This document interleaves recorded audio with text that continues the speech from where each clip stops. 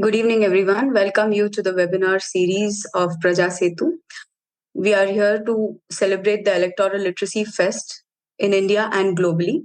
Welcome each one of you here. I'll quickly introduce each one of you to the audience and to your own self. First is Olukade Aliyu. He is a graduate of marketing from the prestigious University of Illinois, and he currently works with Air Insurance as a sales and marketing strategist. He's currently a volunteer in Blue Valley, Camp Adventure Africa, Yango, and Lagos Food Bank. He believes that he can do justice to the topic, and he has witnessed many electoral processes. He has also won a lot of awards in respect to his service and the prestigious speaks that he has presented. Next is our very favorite and my very dearest Piloya, Barbara. She is a lawyer by profession, head of advocacy and partners, Whispers for Humanity, executive chairperson, Good Deeds Foundation, executive member of Girls and Mentorship, alumni of PYPA programs for young politicians in Africa. Piloya is also Campfire ideological study group member who attends sessions of ideological classes every Saturday, comprised of leaders worldwide. She is also an inter-party youth platform member.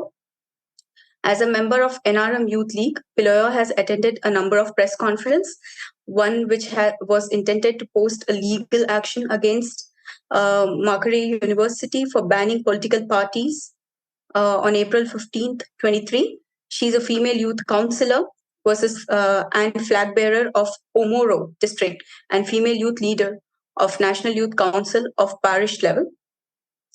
She is an alumni of Honors College Leadership Academy at Uganda Christian University and Vice President, Security Council, Uganda Christian University Law Society, where she offered her pro bono services at plea bargain in Gulu prison.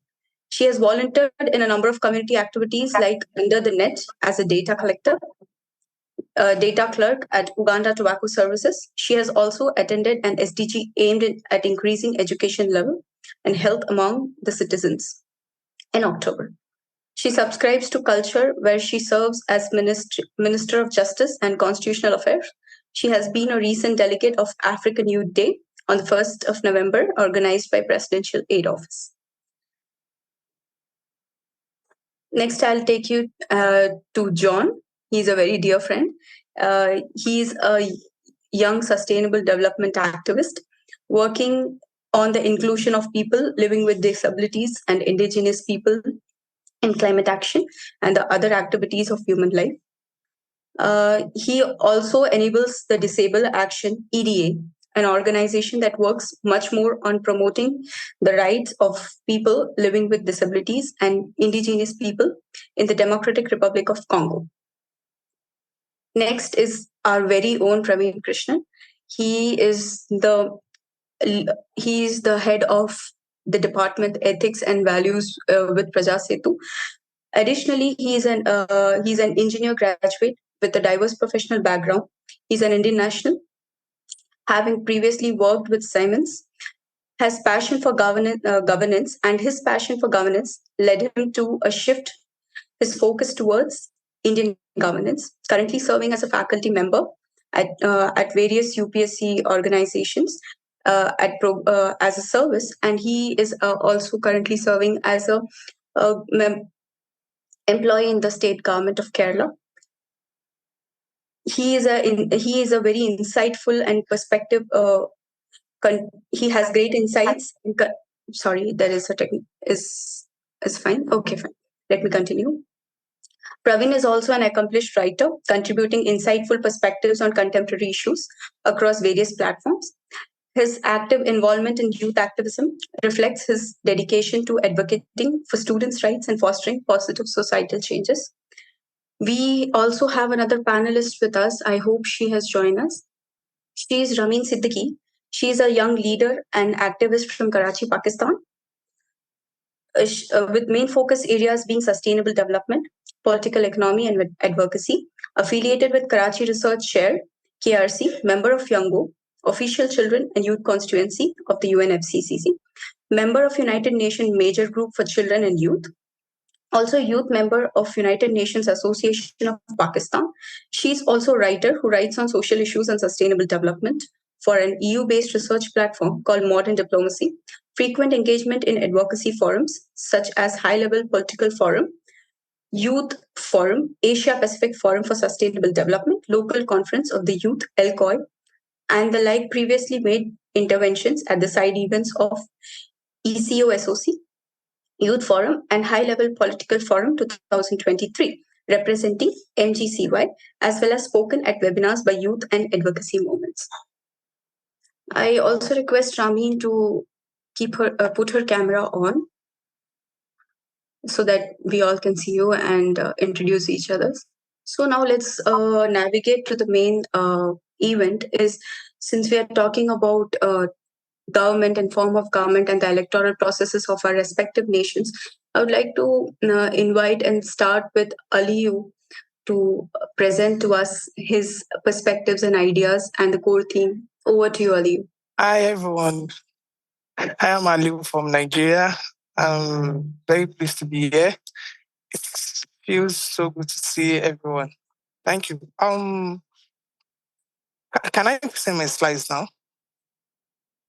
Yes, you may. Okay. So in a few minutes, I want to share my screen. Please do. I'm not allowed to share my screen yet. Can you please? Yes, I will. Okay. I think now you'll be allowed to. Kindly confirm if you can see my slides. Yes, we are able to see it. If you can put it in the slideshow format, or if this is fine for you, we are okay with it. Whichever works. Okay. Are we good now? Yes, we are good now. We are good to go. Thank you. Okay. Thank you, everyone. I'm from Nigeria, and I'll be discussing on political participation in Nigeria, and I'll be focusing on youth inclusion. Election, as we all know, is a platform or a means of selecting individuals that we find worthy of selected positions. The likes of presidents in Nigeria will practice presidential system of governance. So whereby we have a president and we and through a kind of system of federal system whereby all the center, the executive, the state, the local governments, everything is tied. So the three ties in one. So that's the federal system where we have the president presiding all over the states. So that's the federal. So we have a president, unlike the parliamentary system where we have the prime minister or a monarch. But in Nigeria, we practice the presidential system of governance. So let me take you through my slides. So when we are talking about elections are among the most effective ways of promoting participation in governance, representation, and uniting diverse groups. In Nigeria is a multi-ethnic groups where we have different tribes, different ethnics. We classify the states in three aspects. We have the north, we have the south, and we have the southwest, we have the southeast. So that's how we classify it. So in Nigeria, so elections are among the most effective way of promoting participation in governance, representation, and uniting diverse groups, where the process is free, fair, and just. You can't have an election if it is not free, fair, and just. Free in the sense that it's free of violence, free of intimidation, and fair. That means fair in the sense that you don't discriminate. Everybody is satisfied with the outcome of the election, and justice is being served. So Nigeria has conducted many elections and witnessed a plethora of electoral problems. In every country, we have our problems, and the problem in Africa is that we are too we are doing our election in a way that is looking like a true or die affair.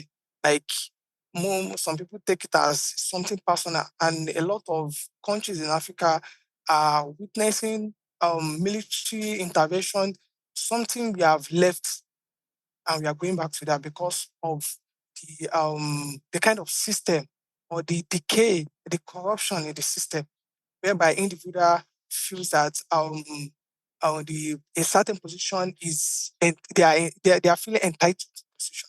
So things like that are most of the problems we have in Nigeria, our electoral systems. With able to lay in this systemic disjunction amid effort by government and election management bodies to transform the electoral process and safeguard the integrity of election outcomes. Why there has been persistent agitation against exclusion, government has made some effort to use legislation and eliminate the semblance of disparity in opportunities for elective positions. So this next slide. As I was saying, the essence is to mitigate exclusion and contaminate the quest for inclusive electoral process. However, in Africa these days, we found out that politics are being monetized. Monetized in the sense that people have to bribe people have to use money to make people vote for them. So this kind of situation intros they are not doing they are doing politics as a business whereby you buy votes, sell to people, can give people money to go and disrupt election process. So this remain a disincentive for youth participation. The problem has become a dilemma for the extant politicians that are ready and influenced. The system in their in so they are putting the system in their favor and the emerging forces of youth agitations in Nigeria. So let's now go to the role of youth. Why we all gathered here? Because we are all youth. We want change. We want to have say in our future. So in Nigeria, you are eligible to vote if you are 18 years old. So however, the age of eligibility to run for elective office varies. For president, if you are 40 years old, I think they follow the rule that a fool at 40 is a fool forever. So that's why. So you can't, because a president, you have to rule everybody. So if you are not matured, if you don't have the kind of education or charisma or personality to rule a country, but at 40 years old, yeah, you are not a fool anymore. So that's why it is same at 40. So when you go to the parliamentary positions, the Senate or being a governor of the state, at age 30, and to me, at 30, you are still youth. So because youth ends at around 35. So at 30, so you can run for senatorial positions, you can be a governor of the state. And the representative, and we have House of Assemblies and House of Representatives at pegged at 25. So this has given the youth privilege. Like me, I'm in my 20s, so I can run for this kind of office. So, so the problem is exclusion in elective position also factor into the structural discomfort in the economic system and is not entirely a constraint as well with the legal age criterion. The monetization of the electoral processes has exacerbated the crisis of youth exclusion because our policies are being monetized. A lot of youths don't have the money to participate in this kind of election because for you to get a ticket in a party to contest in an election, you'll be seeing fees like 100 million for a ticket. A normal youth, someone like me, that I'm 25 years old, how can I make that kind of money to what to contest in an election like that? So the monetization and the influential, if you are not influential, if you are not wealthy, you can't contest in this kind of election. So these are the problem. These are why youth are being are not being are not participating enough because of the monetization of the system. So let's move to.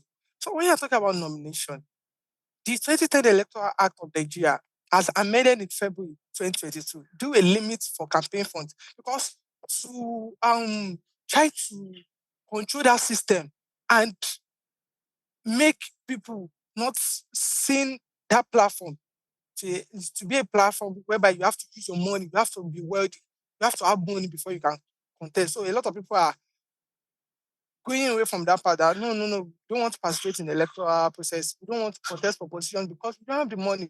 So this electoral has now do a limit for campaign fund. It's keep the limiting the excesses of political parties in the amount they are charged for nomination funds. They are strict political space for youth.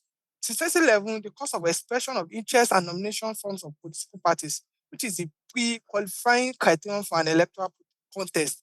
Because in Nigeria, before you can be a flag bearer, you have to go in. There's the inter-party election where the party chooses the representative. You understand? So, and before you can be the flag bearer of a party, you have to buy a nomination form. That's the one that is cost. That people are now, no, the money is too much. They can't afford it. So that's how people are going away from that. So apart from that, so this recent election we had, because we just have a new president, had a new president in the last election. We had an election recently, March 2023, this year March, that we have a new president now. So for 2023 election alone, this electoral act, I don't think is effective enough, because the system, the decay, the problem we have been saying about the monetization repeated itself in this election. The All Progressive Congress, that means the ruling party now, APC, they sold their nomination forms at 100 million naira. And the opposition party, that one, the most recognized opposition party, that's PDP, they sold their own around 8 million, 70 million. So this eliminated the dream of the youth to contest for offices, even with the 50% discount for young persons and women. Because political space has now been turned into a cash and carry enterprise, whereby when you have money, okay, can take any position. So it's not being decided by what people want, who people want, or the personality, the criteria, or the leadership attributes of a person. Is now being decided by the amount of money a person has. So these are what are the problem youth are facing in participating in elections in Nigeria. So another point is this: there's a high level of corruption in the country. This gives rise to a raging drive in the struggle to win election at all costs. Because you don't have the personality, you have the charisma, you have the qualities of being a leader. So the only thing you have is money. And the money, they will now buy people, they'll give youth instead of trying to give youth a chance or sponsoring a youth. No, they will use youth to disrupt the election by making them engage in rigging, thuggery, and stuff, snatching of ballot box. So because in Nigeria we practice a closed ballot, whereby individuals have to go to a ballot box to cast their vote. So, and because of this privacy, so youth are being employed to disrupt the election. They should snatch the ballot boxes. So these are the problems that we have in electional process in Nigeria. So youth representation. But upon the challenges, upon the problem that we face, upon the segregation, a lot of youth still stood their ground and tried to participate in election processes. And in recently, the last president, um, he passed a bill at the parliament that's not too young to run bill, at least for little youth that are qualified can still run in the political space. So this 2023 election gave um, a number of youths opportunity to be in the system, because of the kind of party, because I talked about the ruling party and the opposition, the most popular opposition, that's the PDP. Now that's not give the youth a chance to come together. Let's go to a party that is not too popular, and it is youth centered, that will give us the space. And they came up with the party, and the party is the Labour Party. This Labour Party, the youth, the youth come together, and okay, we have somebody that can represent us at the space. And this Labour Party, they have their candidate. This is their candidate, Peter Obi.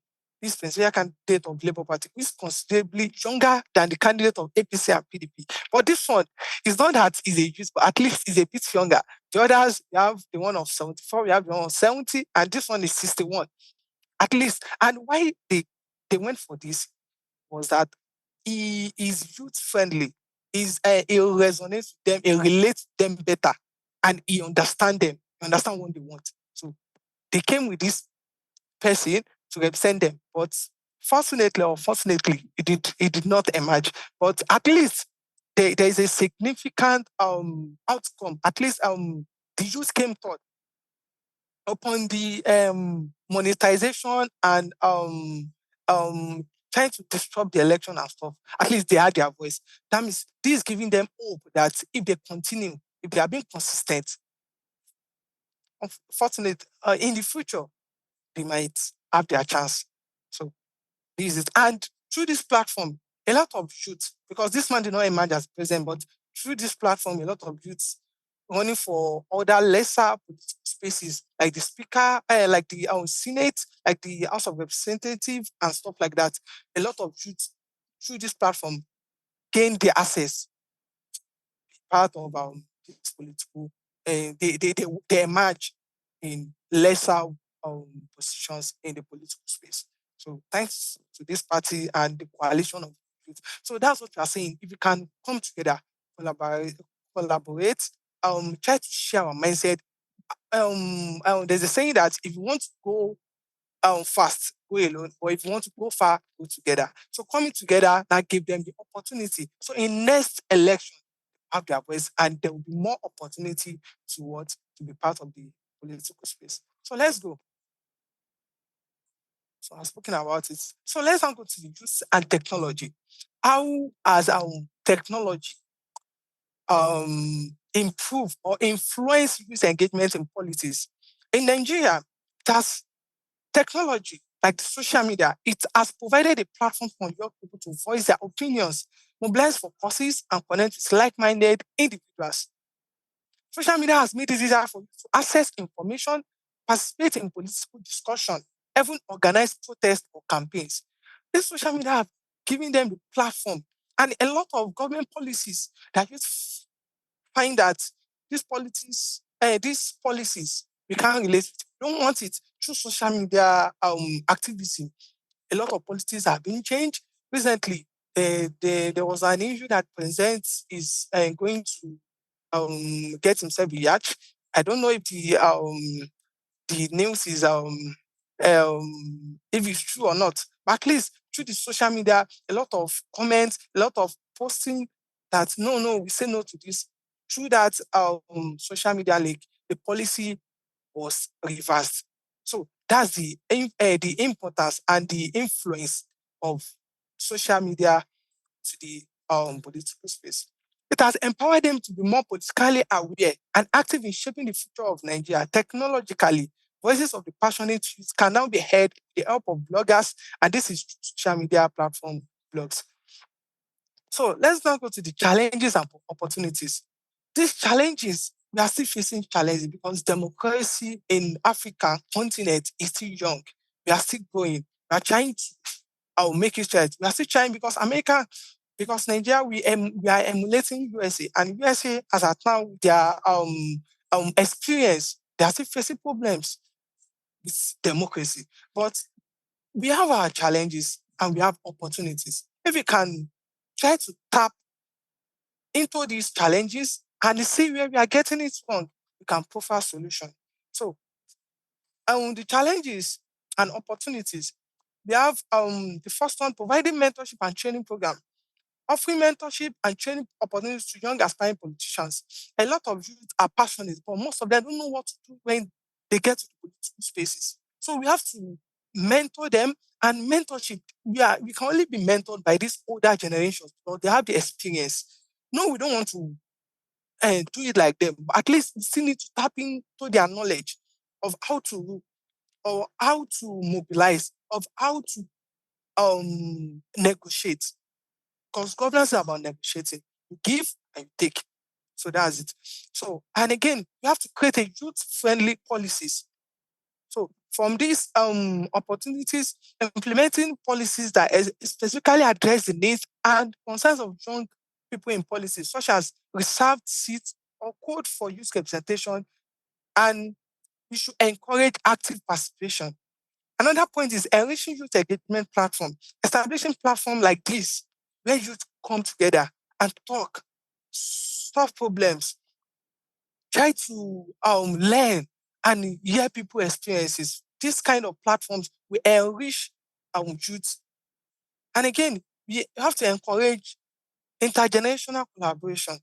So collaboration, youth in every space, African continent, in the Europe, everywhere in the world, you have to come together and promote collaboration between experienced politicians and young individuals that can foster a supportive environment where youth can learn from the wisdom and experience of older generations while bringing fresh perspectives and innovative ideas to the table. I used to tell people, we cannot change immediately. You have change is in a process. So, and when you say you have ideas, you have innovations, you cannot tell people to change immediately. They cannot adjust immediately. You have to try to put it in a process. Okay, what you are doing this way? Okay, let's help you tap innovations. Let's help you tap in technologies that can make this thing be better. So that's it. So because they are used to that kind of system. So we cannot just tell them to adjust to our system like that. We have to try to put in the process, and by process we get there. So, and we have to raise awareness and change perception. We have to network, talk to people, we have to do campaigns, and we should challenge stereotypes and biases against youth in politics. A lot of you too have our problems. Recently, during the election um period where youth are using the social media to engage and people. But a lot of youth are misusing that platform in the sense that anybody that don't agree with their kind of candidate, they start abusing them. They are going into cyberbullying, and that is not right. So we have to correct that. It's not like that. I have my right to my opinions. So if I don't support your candidate, that doesn't mean I don't mean well to you. That's my opinion. That's my choice. I've right to my choice. So we have to tell you it's not that okay, I must have agree to your candidates. No, no, no. It's not like it's not by force. So you have to let people to make them aware and change the perception about it. And we should let them know that you don't have to go to violence to make people understand your view or perspective. So that's another challenge. So let's go to global perspectives. However, there are a number of structural and legislative barriers that prohibit their eligibility, including minimum legal candidacy age limits. Worldwide, there is an average discrepancy of more than 4 years between when young people are eligible to vote and when they can run for elected office. In Nigeria now, we are saying that maybe there should be a reduction in the age limit for individuals to vote. Maybe we should put it around 16 years because children nowadays, because there is a lot materials, a lot of platforms that are giving individuals exposure. People are now exposed. A lot of young individuals know about politics. There's a lot of information out there because of social media. So we should try to get a reduction in that age. 16 years old, I think is down smart now. A 13-year-old know the difference between his right and left. This so if there's a reduction, a lot of participation, like a lot of people participate more because we have in Nigeria now we have quite a number of age bracket between 10 to 16. We have a lot of them. The population is younger. So that's because old people are going. Now we have the young minds. So if we can tap it to them while they are still young, while they are in school now, so they will go with the new perspective and they will learn from when they are young. So and again, um, however, although these forums are the first frontier for political candidates, they are rarely well equipped to facilitate meaningful youth engagement and face a general decrease in new young members. The Be Seen, Be Heard Global Youth Survey found that three quarters, 76% founder 30 years old, under 30 years old, think politicians don't listen to young people. You see this kind of perspective? So 76%. And this feeling is particularly acute in South Africa. 90% feels that the older, the old politicians don't listen to them. So youth are not feeling the government. They don't want them. They don't understand the politics. So in Spain, 80%, and the UK, 80% of youth. So this is not just young people who feel this way. 65% of over 16 think so too. Imagine the kind of mindset from when they are young that politicians don't listen to us. They just do as they like. We have to change that perspective. We have to change the mindset. So that's why we have to advocate, pass information, learn, create platforms where we can make them feel youth, where they can understand the perspective. A lot of them don't have the knowledge of how to run governance. They don't. The only thing government is just like, because of the mindset they had, that politicians just park our resources for their personal use. The corruption mindset. If you ask a young Nigerian that if you become the president, what's the first thing you do? A lot of them will tell you, I will buy cars, I will thief, I will steal money and stuff like that. That kind of perspective, you have to change the mindset of young individuals. Because going with the kind of mindset, and we are saying the young shall go, are they going with that kind of mindset? You have to try to change that perspective. The world is becoming an increasingly complex place beyond the socio-economic impact of the COVID-19 pandemic. Young people are facing rising inequalities, the worsening global crisis of climate change, and challenges that are associated with violent conflicts. If you go to the climate change space now, you only find youth, young individuals advocating for climate. These older generations don't have um um knowledge about this kind of space. Is youth. So to make them understand, we have to relate with them. We only need a forum in which young people can engage with each other and those in power in structured discussions to establish long-term and meaningful solutions. A lot of our youth, when they find themselves in the spaces of these politicians, they don't advocate, they don't talk about the youth platform, they only talk about their personal gains. We have to change this mindset. Advocate for youth, represent the youth, because if you make any mistake and you do anything for your personal gain, it will later come back to you in the sense that we all suffer for it. So you have to change that mindset. You have to um um eh,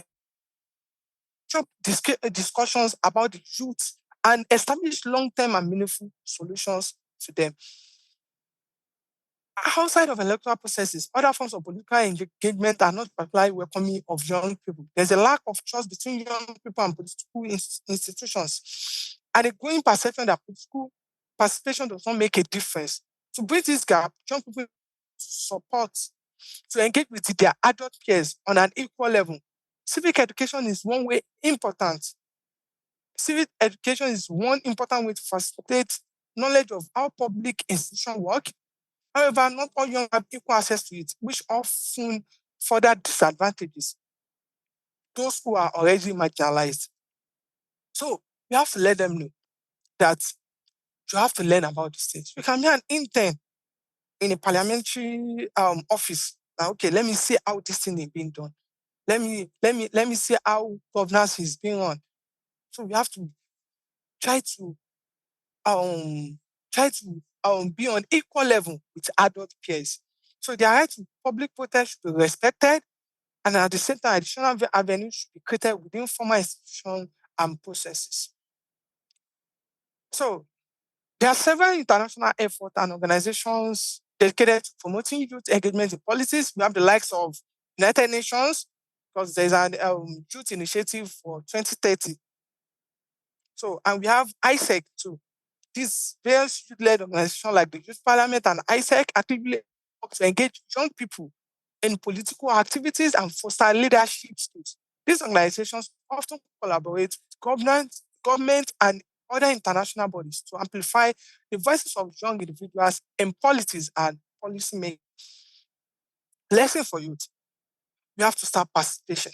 Participation is key. The importance of active participation in the democratic process, including voter registration. A lot of youth are not registered.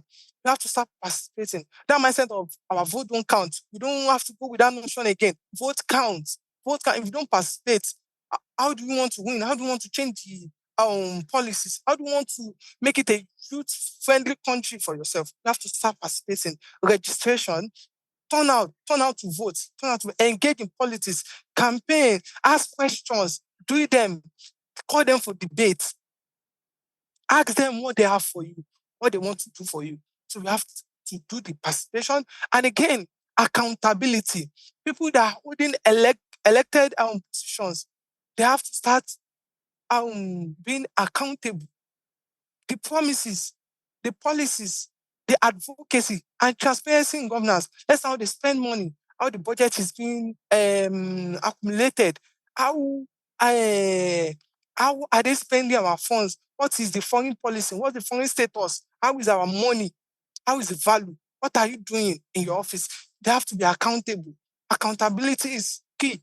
Civic education, the need for civic education to understand the electoral process, candidates, and issues. A lot of you don't know about this. They don't know they have the right to vote. They don't know they have the right to campaign. They don't know they have the right to contest for these positions.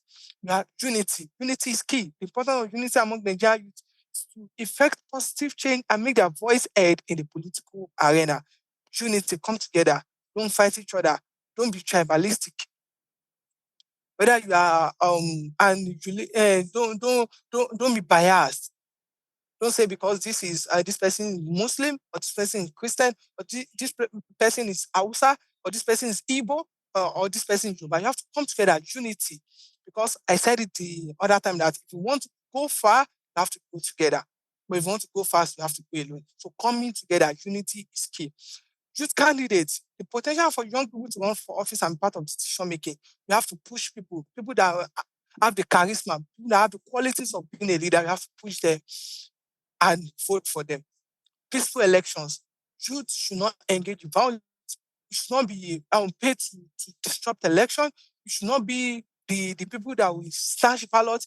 You have to tell them, we want peaceful election. We want a fair election. We want a just election, free and fair of violence and long-term engagement. Recognizing that political change often takes time.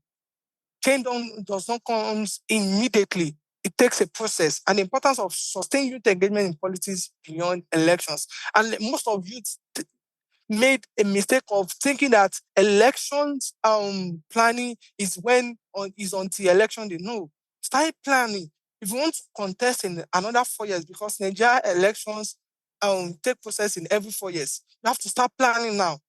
Start planning now. This older generation, they plan, they project. You have to start planning now.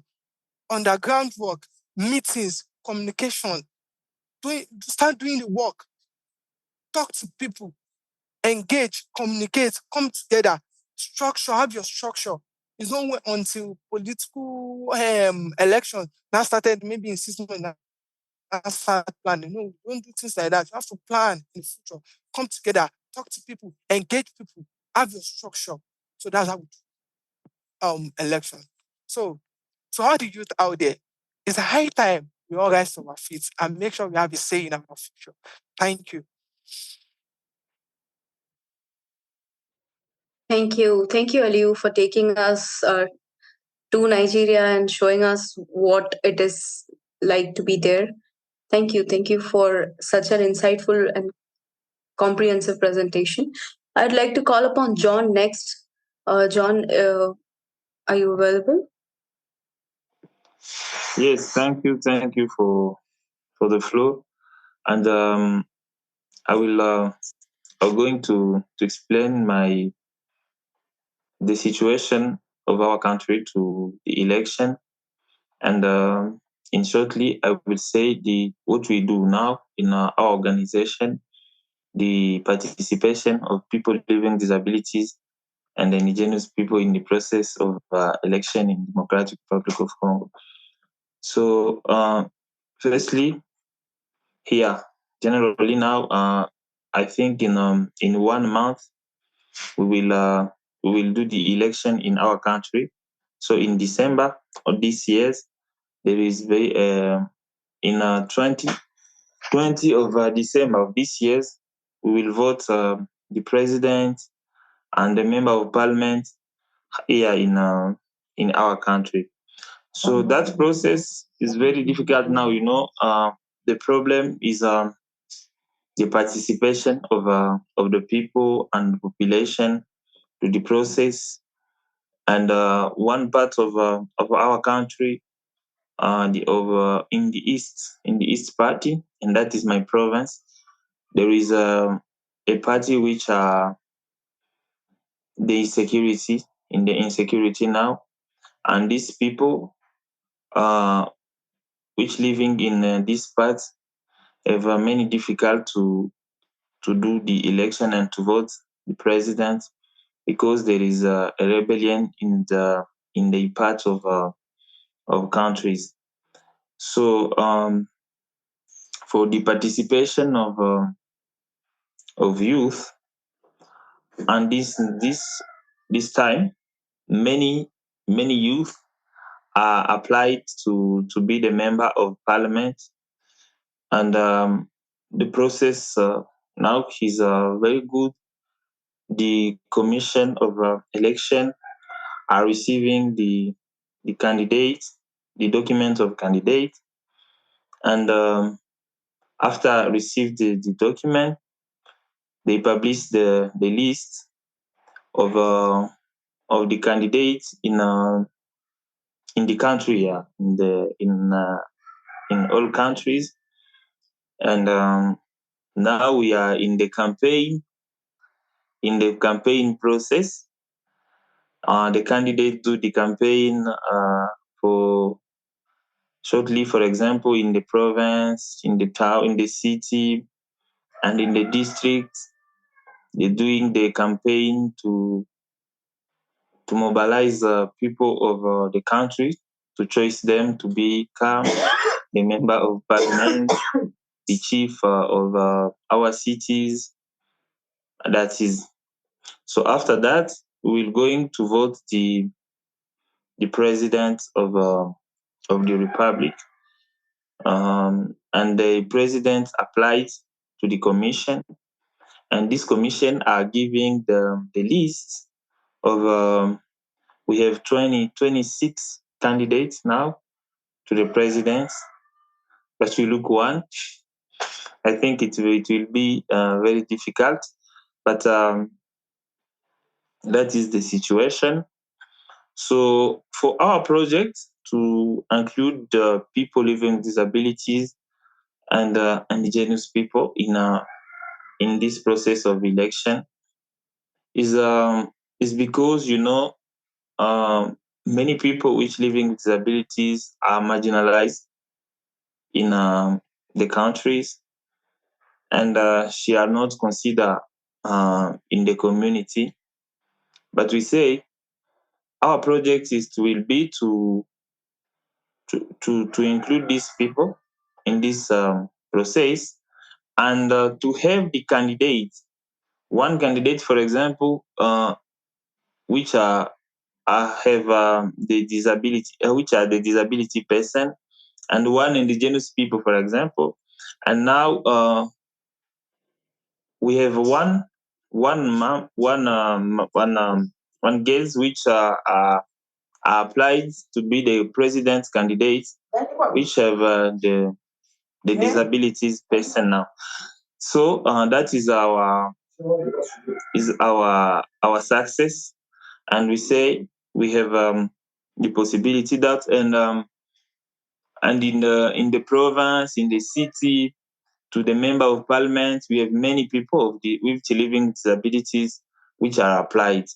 But the difficult now is the accessibility of these people to vote the president, to vote the member of parliament, because the difficulty of accessibility, don't have the chair, for example, the good chair of people living disabilities. For example, if one indigenous people come there, the people can neglect them and don't give them the possibility to vote and to attend the center of election. And we're going to this, and we're going to the main organization, international or national, and our government, and we explain this this problem, and the government says it will give us the possibility, and it will take the time to do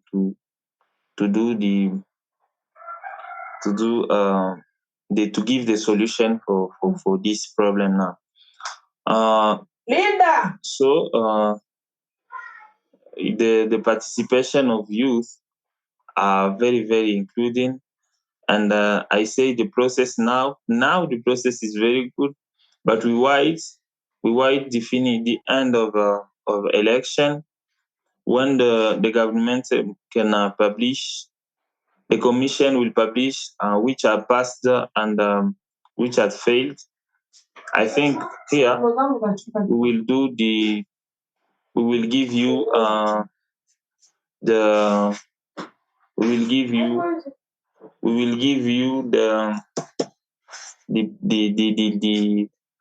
I don't know. We will give you the results, the results of election in our country, and when if I will do the reference for which my bro from Nigeria says, the election process is people like money. In this process, the candidates do the campaign, and she give what she have. The candidates which have money and go to the people and say, for example, I will give you this. That is the favorite candidate now to the people. And the candidates which have the good ideas, for example, she say, I have the good project of our society to go there to do the advocacy to the government. These people are receiving the confiance of population, of people, and people says we will vote them. So that now I will say we are in the process here in our country, and we try to do what we do, and to help the government and to help our peoples, because there is very difficult, because one part of our country is in the war. There is insecurity, and I think two territories. So the people of two territories will not access to the votes now, because there is difficult for them to attend this. But the government fights for this, and I think in the one or 2 weeks, the peace will coming to these two territories, and she will do quickly the process of election, and that people will all people of country will participate to the process, and we continue to our work of integrate and include people living with disabilities and indigenous people in this process, and go together. I think we will have a good result after the election, and our will is to have in the parliament, for example, the representative of people living with disabilities. So the member of parliament which have the disabilities, for example, and the representative of indigenous people, and in the government, I think our fight, it will be a success. So I think you hear me, because my English is not good. I try to improve them, because I speak French. Yeah, and that's good. So thank you. Thank you, John. Thank you. And your English is quite good, so we didn't have a problem understanding it. Thank you, brother. Thank you.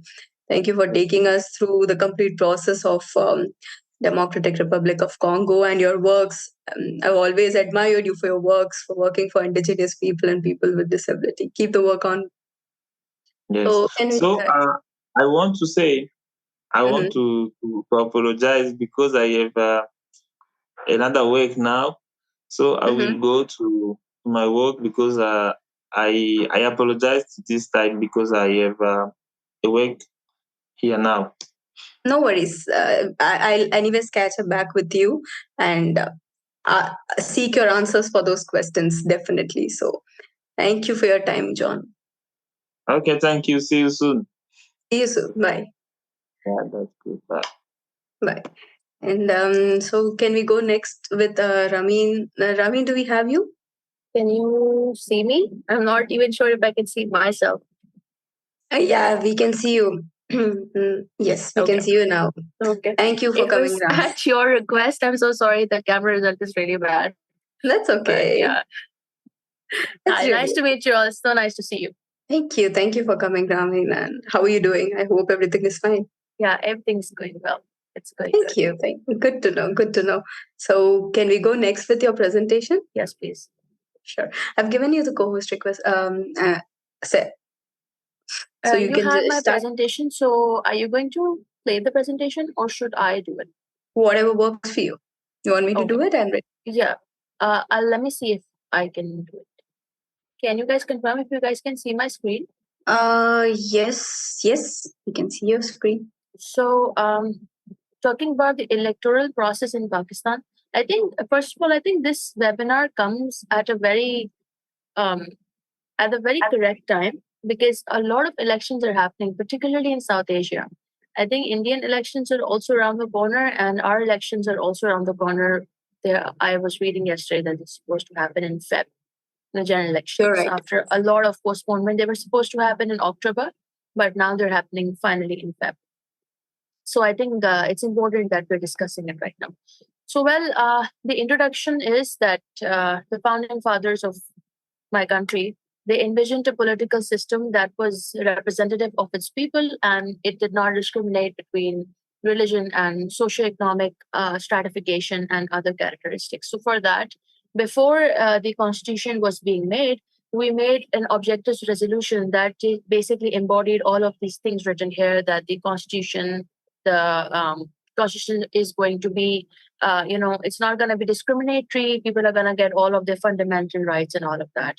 And the objective resolution till date, the constitution that we follow is of 1973.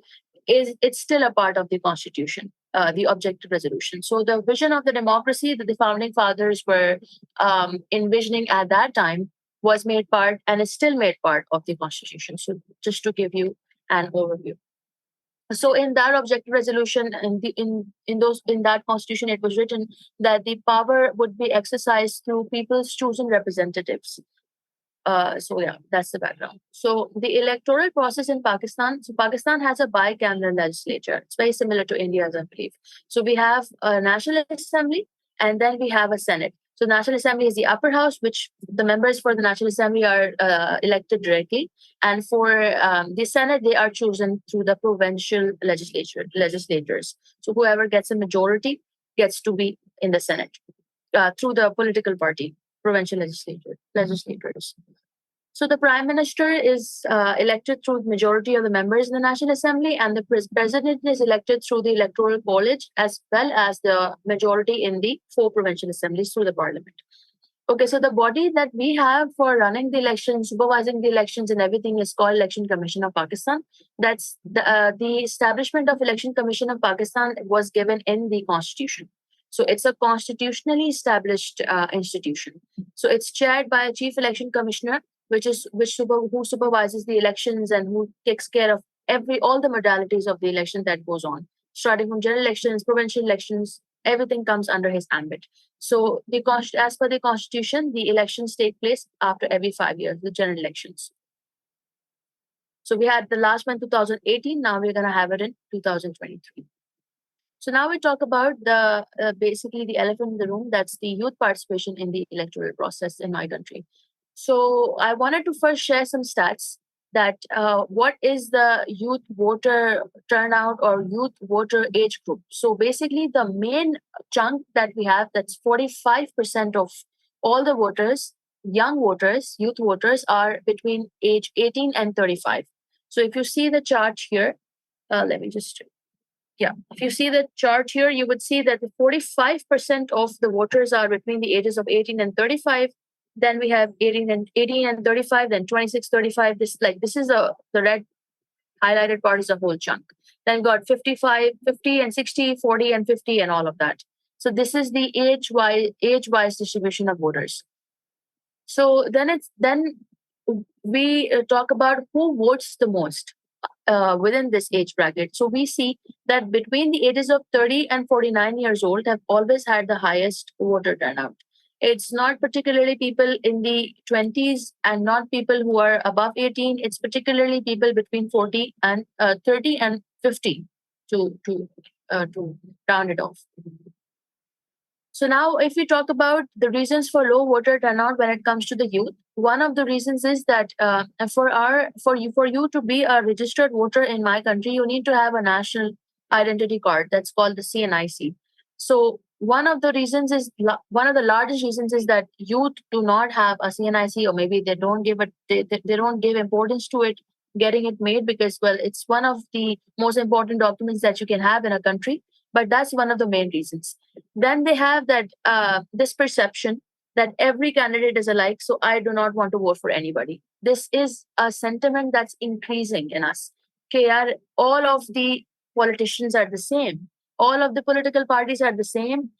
They all are bad. They have not done anything for us, so let's not vote. So that's 17%.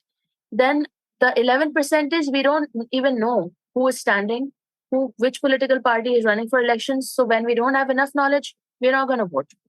Then the other percentage comes that we don't have time to vote, because voting if you're an adult, you go for a particular day that you have to vote. It's a long line, and then you have to designate a particular day, maybe the whole day, to stand in the line, to sign the ballot paper, and go through all of that process. So some people are like, we don't really have time for that.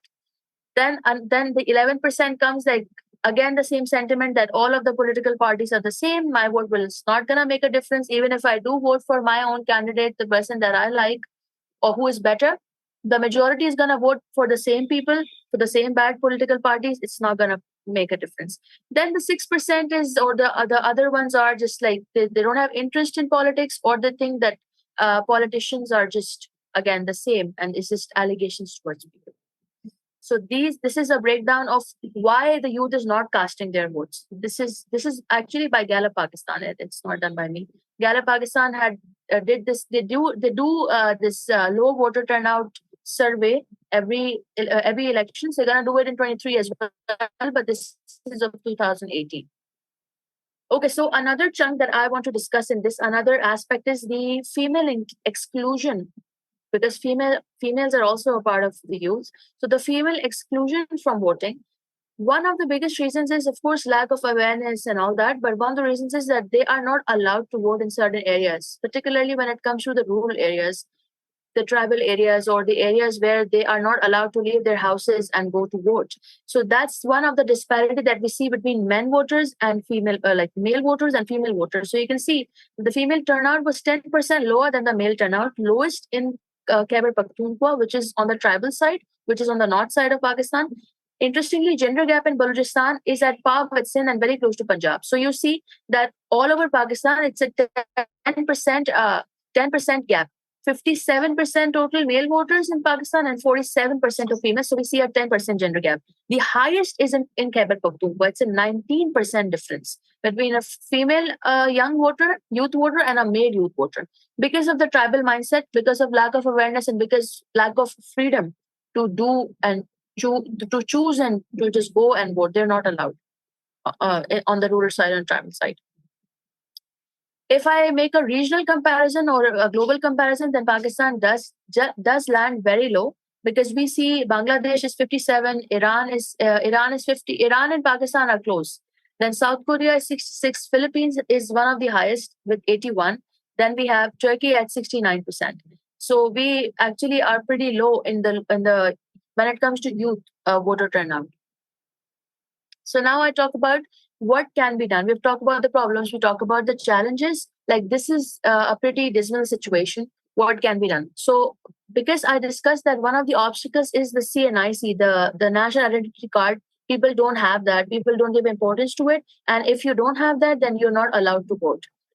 So one of the things that we can do, that the government can do, then the government officials can do, is that make the process for the CNIC registration easier. Either do make it free, either deliver at the doorstep, or just make it easier for people to get themselves registered as voters. The other is that the female voter participation. So we need to find ways to increase the female voter participation, because women are 50% of the youth, and we've seen that there's a considerable amount of gender disparity, particularly when it comes to the northern areas, that's KP and the tribal areas and the rural areas of Pakistan.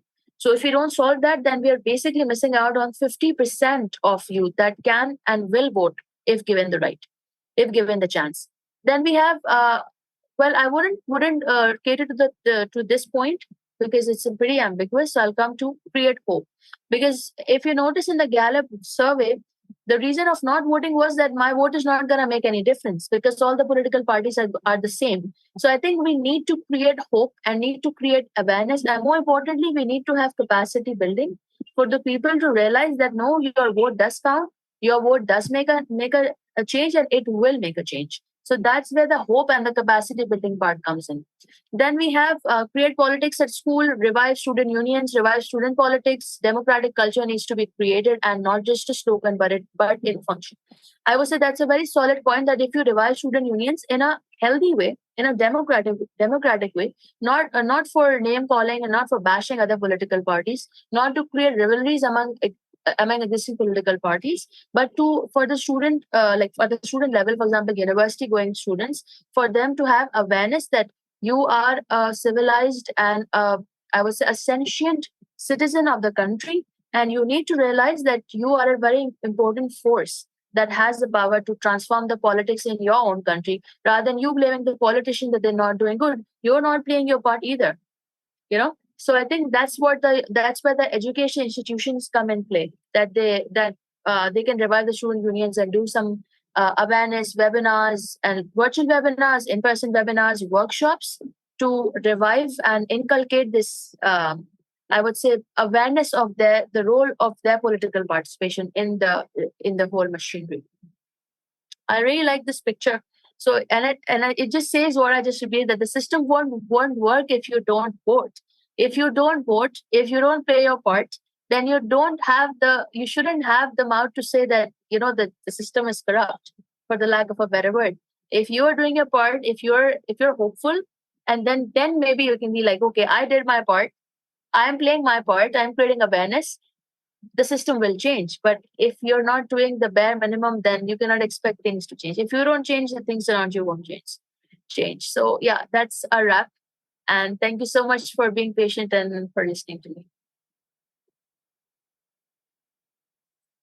Thank you, Ramini, for walking us through the elections in Pakistan. Thank you.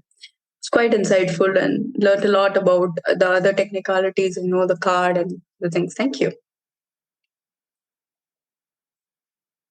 So, do we have Piloy here with us?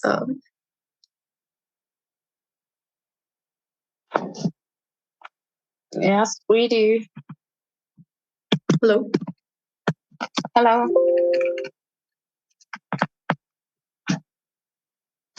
I mean, it's Hello. well, it's hello. Yes. Yeah. Hi, Piloy. Yeah. Hi. Yes. Do you get me? Yes, I do get you. I'm able to see you. Thank you. So, can you please walk us through election and electoral process in Uganda and the theme that you chose? Okay, in a minute, I will be in position to talk you through. But meanwhile, okay.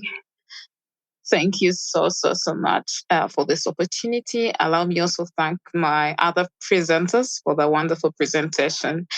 My name is Piloya, and I'm going to take you through election process in Uganda But of course, I would love us to understand that Uganda is one of the democratic kind of country that holds elections every after 5 years.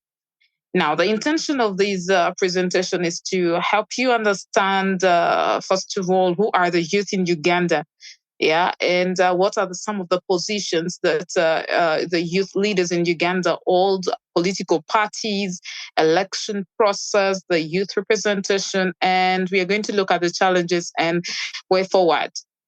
So just to start this, I was taking you through the nature of politics in Uganda. I said Uganda is a democratic country that actually believes in a multi-party system. This was fronted way back in the 1986.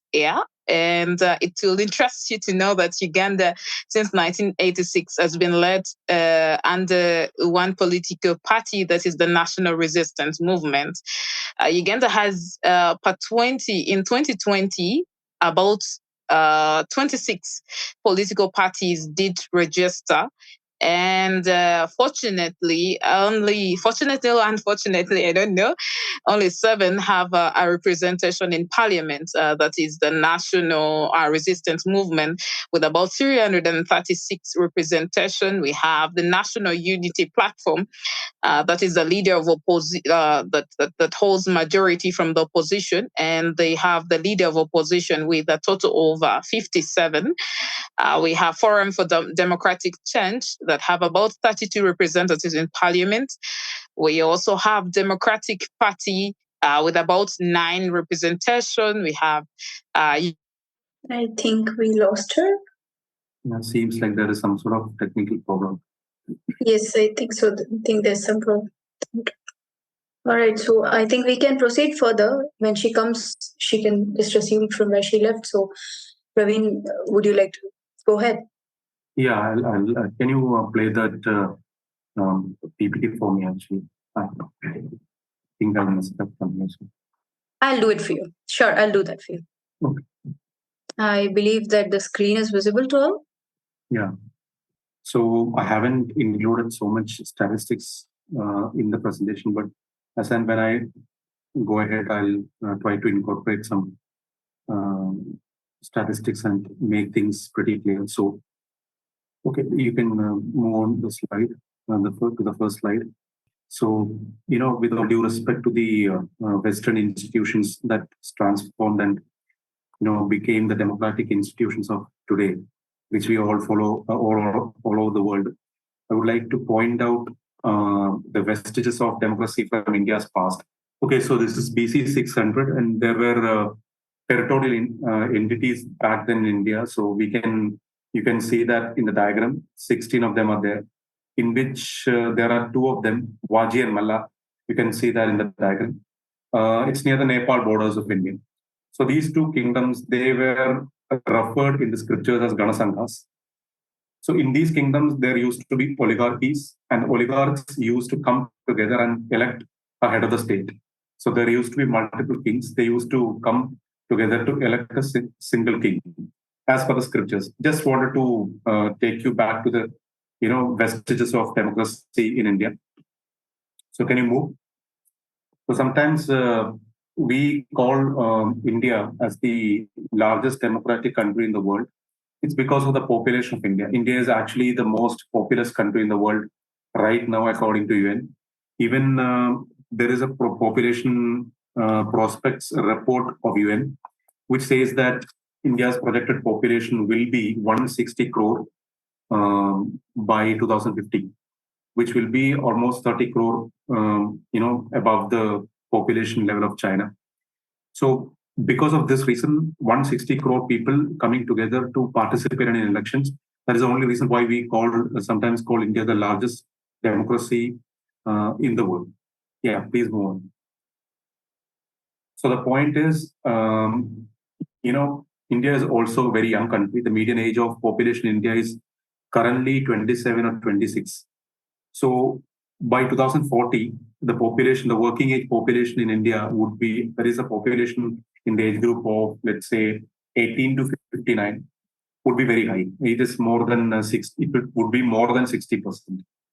So that makes India the largest democratic country in the world, plus the largest democratic country where percentage of youth participation in the election process will be way higher than other countries, right?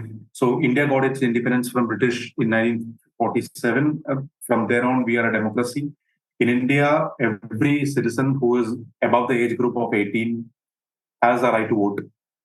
Earlier, it used to be 21 years, 21, but through a constitutional amendment, India has reduced it from 21 to 18, and so that a lot of youngsters, in the budding stage, they can also participate in the election process of India. Surprisingly, there is one thing. I mean, I have already said that what we call democracy in today's world is a Western, system or Western invention, whatever we call it. But then there are so many countries in the West. Let's say, for example, Switzerland. It has not provided voting rights to women until 1990. But in India, right from the beginning, from 1947 onwards, adult franchise was also extended to everybody. So just wanted to mention that fact. Yeah, please move on. Yeah, so basically, right, the participant from Pakistan, Ramin, has already presented, the form of government in Pakistan. Actually, India's form of government is quite similar to it. We have a parliament.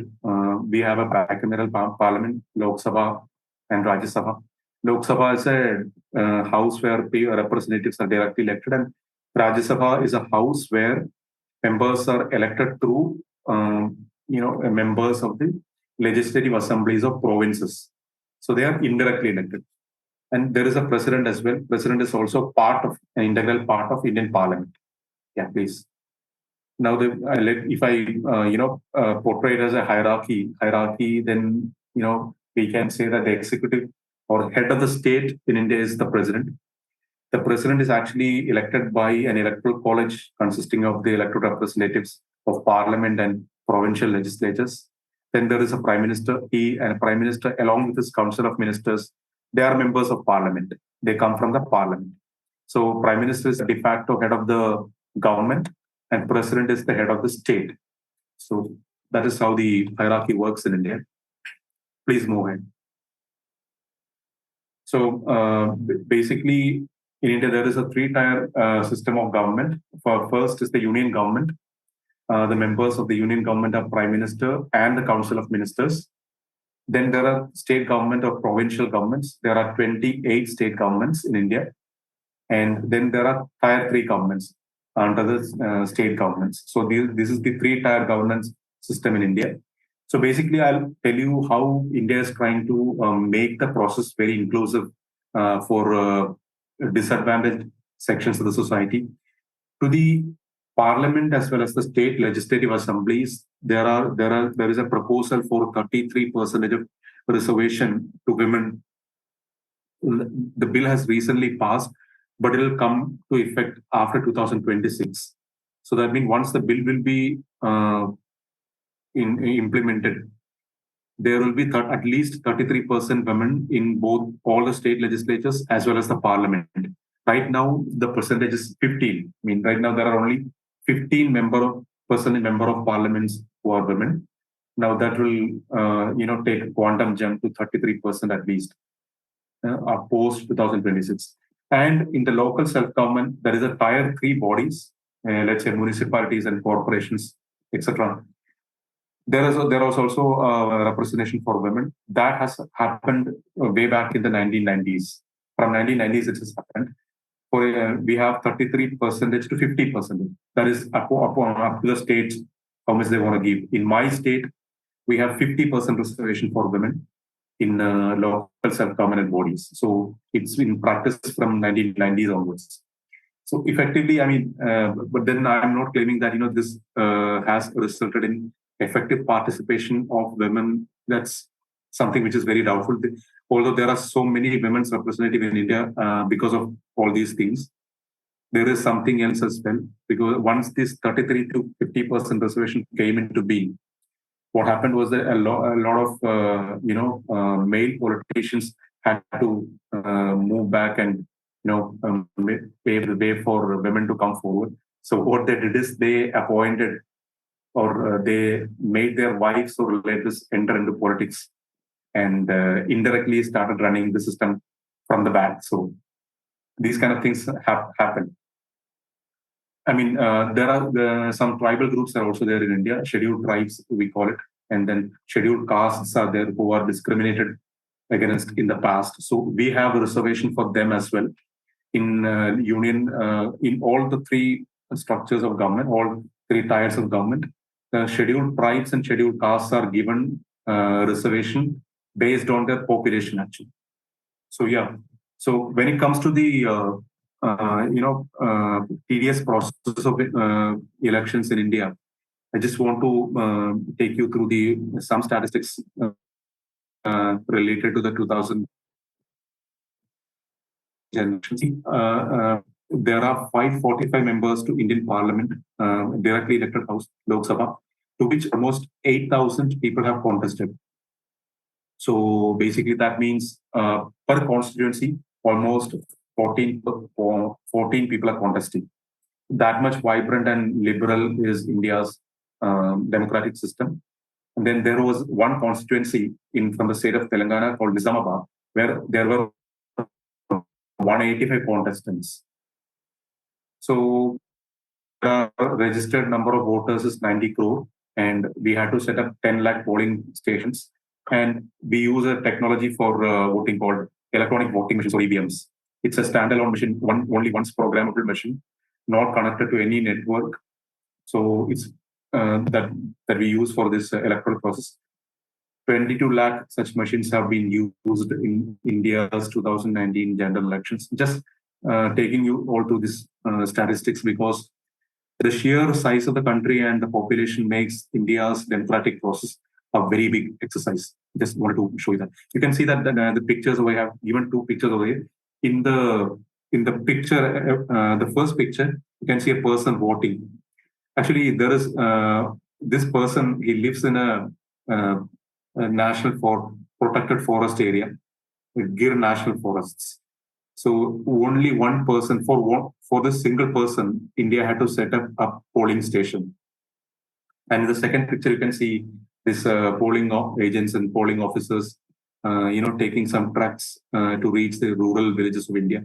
So all this makes it a very tedious process. Yeah, please. Yeah. So coming to the youth participation in the country, I have already mentioned that the population of India and the percentage distribution of youngsters in India. I've mentioned a little earlier that youngsters constitute a significant chunk of India's population. So, but then that is not exactly reflected in the age or demographic distribution of MPs as such. An average age of an MP in India is 54. That means in India, those who are very young, in their late 20s or 30s and 40s, actually doesn't get a big exposure to contest for the top offices of the country. Only 12% of MPs are below 40 years of age. That means 88% of the MPs are above 40. So that is actually a problem. And women MPs, as I've said, is only 14%. So yeah, I mean, in the elections in 2014, in 2000, every Indian election happens every 5 years, both to the state governments and central government. So basically, year after year, we observe that the participation of people in the Indian election, is somewhere around 70 to 72%. There may be different reasons as to why we are not able to go beyond that. I mean, I'm not saying that 70 to 72% is a bad ratio, some bad percentage of something, but we're not able to go beyond that, because I personally feel that there is some sort of negativity for the elections, for the political parties among the youths in India. Because the kind of political discussions that are happening in the country because of the age of the politicians and all these stuff and the total caste equations and a lot of other factors, so much of diversity is there. All these makes the whole electoral process and politics a whole lot of mess in India. And so, people, I mean, youngsters are interested more in technology and moving ahead, futuristic kind of things. And such discussions are hardly happening in the Indian politics. So that is one reason as to why there is very less I mean, the percentage in the participation of people are not going beyond the 70%. That's what I feel. Secondly, Indian elections are kind of political party dominated. There is, if I contest an election, if I stand as an independent candidate, and if I'm a very eligible candidate, even though I'm a very eligible candidate, there is hardly any chance that I'll be elected as an MP because it's essentially ideological oriented and political party driven. So independent candidates or fresh political parties emerging in India is a very difficult proposition. Even though we are seeing some sort of trend or some sort of initiatives in that regard. In my place, there is a party called T20. It's running some local self-government organizations. There is another party called V4 Kochi. Cochin is a metropolitan city at our place. Then there are Aam Aadmi Party, AAP, which is actually running the government in the national capital of India. All these are new parties, relatively new parties and relatively young parties. So such initiatives are coming, but it is not able to overpower the age-old political parties or the age system or age criteria or the age-old politics of the old parties.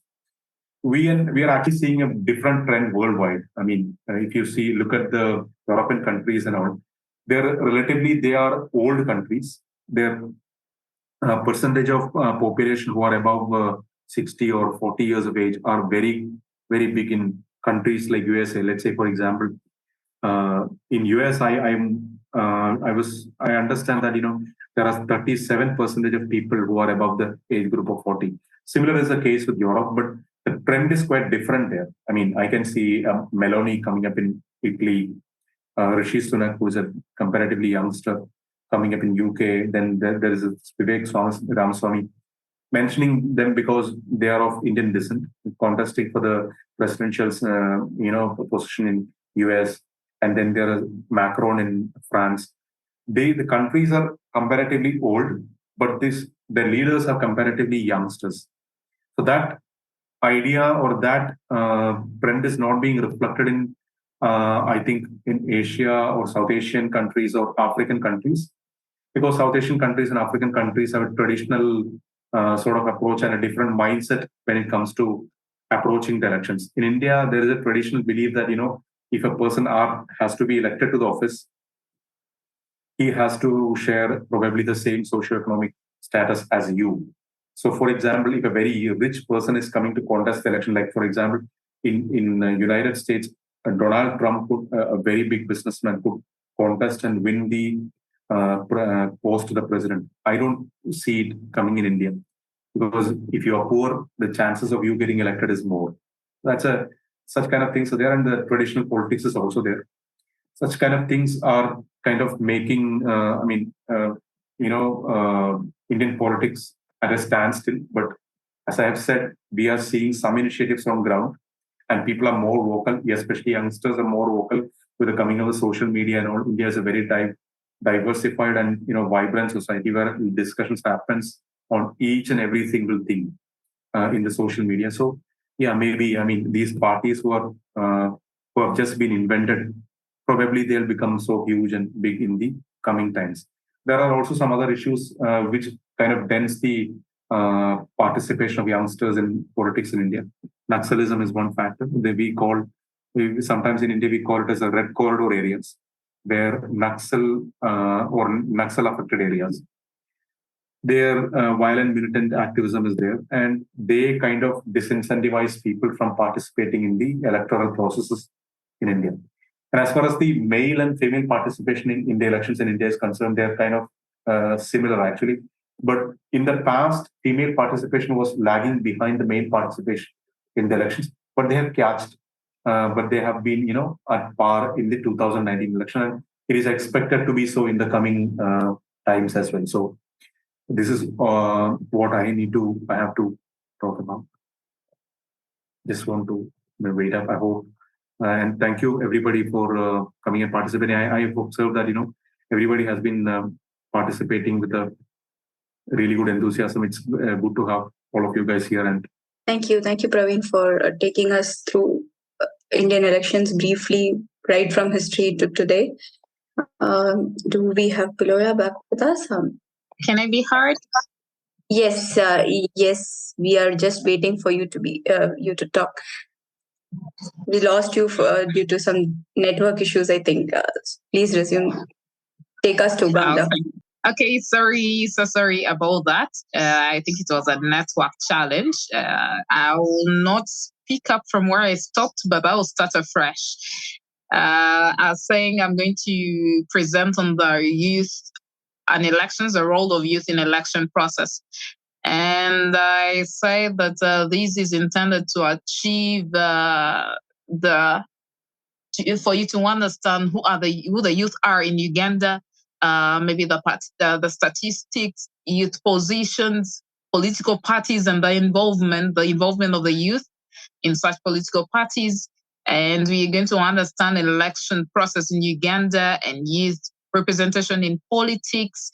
We're going to have to look at the challenges that the young people face during elections, and maybe some of the organizations that does involve the youth in the political system. So I was saying that Uganda is a constitutional republic that has been led since 1986 under the national resistance movement, but again under the President Yoweri Kaguta Museveni Tibuhaburwa. He has actually done well for our country, and he believes so much in the multi-party system. Uganda as a country has about, as of September 2020, registered about 26 political parties. Like I said, 7 of whom are in parliament, and we have about 529 MPs. Amazing. They all represent us in parliament. And the representation is per the political party. NRM is the ruling party, which is the National Resistance Movement, having about 336 MPs. We have the National Youth Platform headed by Robert Chagalani, who is the People Power president. And they have about 57 MPs in parliament. Now, this particular political party also has the leader of opposition. In Uganda, if an opposition party amasses or having, or maybe let's say gather a number of MPs in parliament, such opposition party becomes the leader of opposition. Now, this time round, it is National Unity Platform.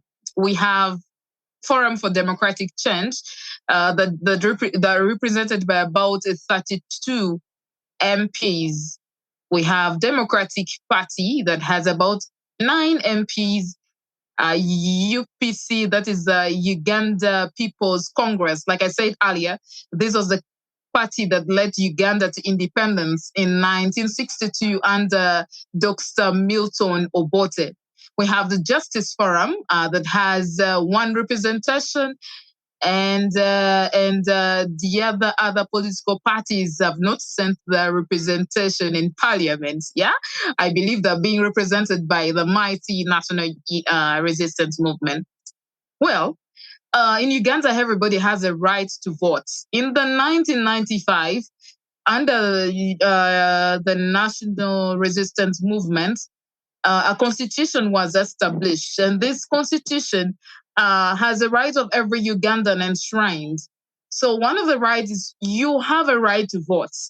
But again, we say that a right to vote is not an automatic right. Why? Because the electoral commission or the electoral process, electoral laws does not enable anybody who is below the age of 18 to vote. So for one to vote, you must be above the age of 18. Yeah. And also you can't contest when you are below the age of 18. So that means that it is a few people that are entitled to that right. 77% of the young population of Uganda are youth. And so, meaning it is actually required for them to be involved in the decision-making process, of which, when we look in Uganda, we have a representation. We have about 5 out of the 529, the 5 youth MPs that represent the youth of Uganda.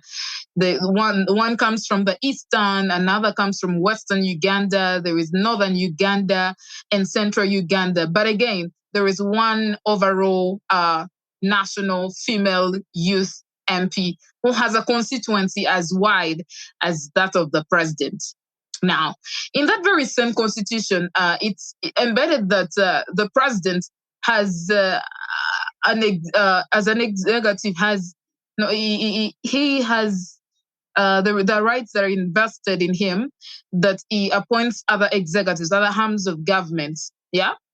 For example, we see one of the youthful I wouldn't want to call him minister, but he's a presidential aide on youth affairs. It's called Obal Daniel, who was in position to actually host an African Youth Day in Uganda just on 1st of this month.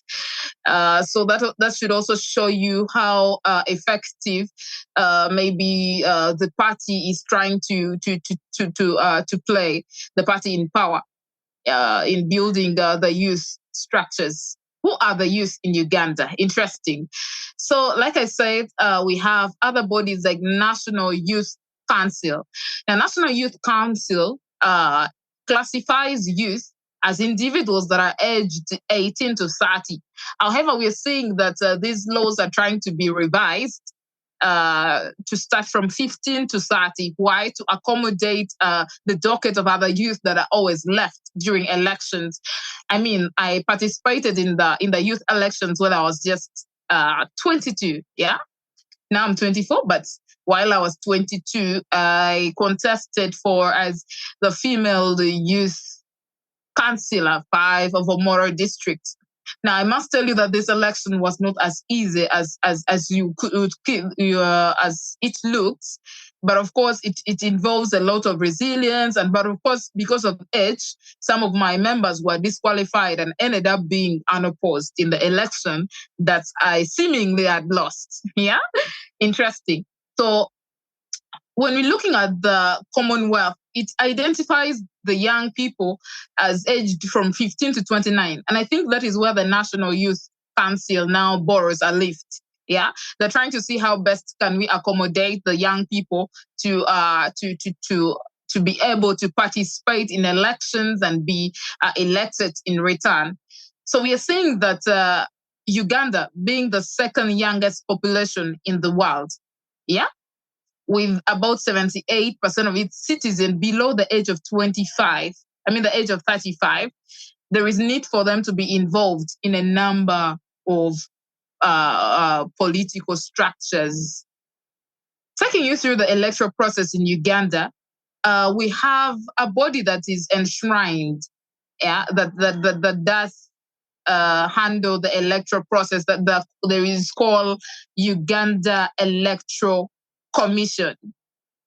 Uganda Electoral Commission handles election from the word go, yeah, from the villages, from the parishes to the sub-county or even the district, now to the national level. Those are the structures of elections in Uganda. Yeah, if you want to contest, for example, let's say for a youth, let's say a national youth council at the national level, you start right from your village. You have to get back to the village and your village people approve you. Yeah. So that also helps so much to understand it, that the majority of the people in the village has your approval. And how best can you understand them? What are some of the policies that you're going to embed?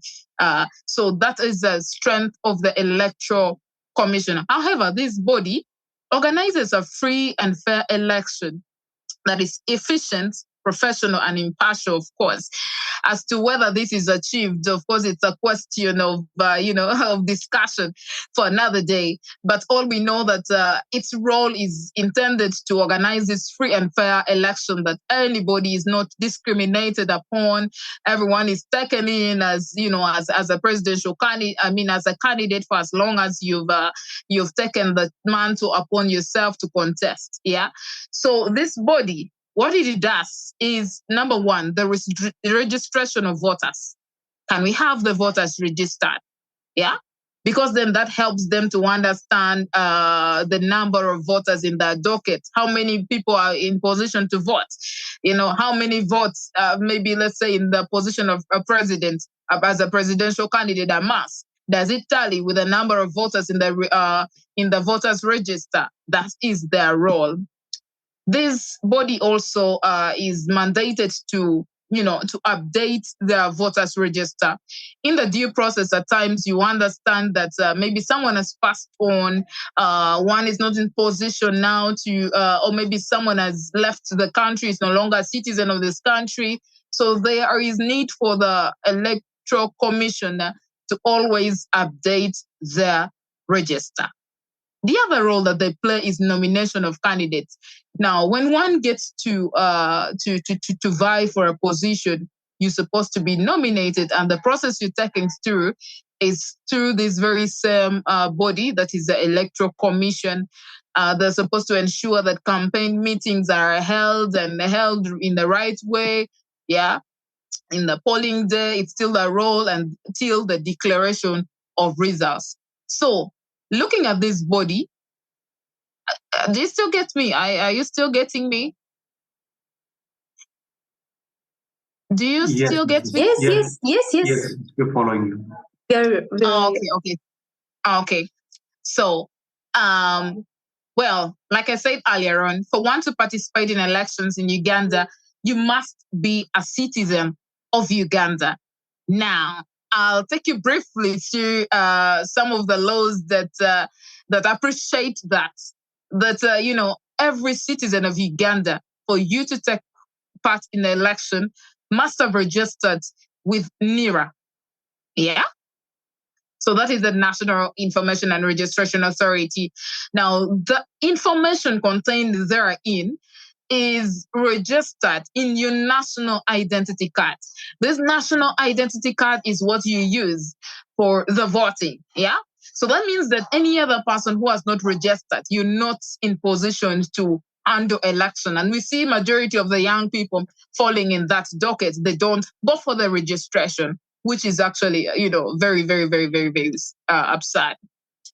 Also, for you to be a citizen of Uganda, you must have been born of, parents in Uganda, or even grandparents, or you must have been residing in Uganda from the first day of February 1926. Yeah, you can be considered as a citizen of this country. And also, there is citizenship by default. Maybe by the time the 1995 Constitution was amended, you were a citizen of Uganda. So you become a citizen by default. In case you're born outside Uganda, but both your parents were citizens of Uganda, still you become a citizen of Uganda, and that means you are qualified for a national identity card. Well, also there could be a child that is not more than 5 years and has been found in Uganda, but their parents are not known. That you can also become a citizen. You can also be registered as a citizen of this country. Maybe you're a child under the age of 18, but your parents are known. Yeah, your parents are not known, but a citizen of Uganda adopted you. You can still become a citizen of Uganda. There's citizenship by registration. You're born in Uganda, and neither of your parents have a diplomatic status. You become a citizen of Uganda. Yeah, and very many others. And among others, if you've lived in Uganda for 20 years at the time of the commencement of the constitution, still you become a citizen of Uganda. So it is as simple as that. Of course, as for example, if you get a spouse, you can still be a citizen of Uganda through a dual citizenship. So that is those are one of the ways that one can achieve a national identity card, to be in position to have a right to vote in this country. We have some of the challenges that the young people are facing. For example, the nomination forms that are very, very, very, very expensive. Now, like I said earlier on, that was Article 102. In 2018. There was a challenge of the Ugandans call it Toji Kwata Ko. Don't tamper with the constitution. Yeah.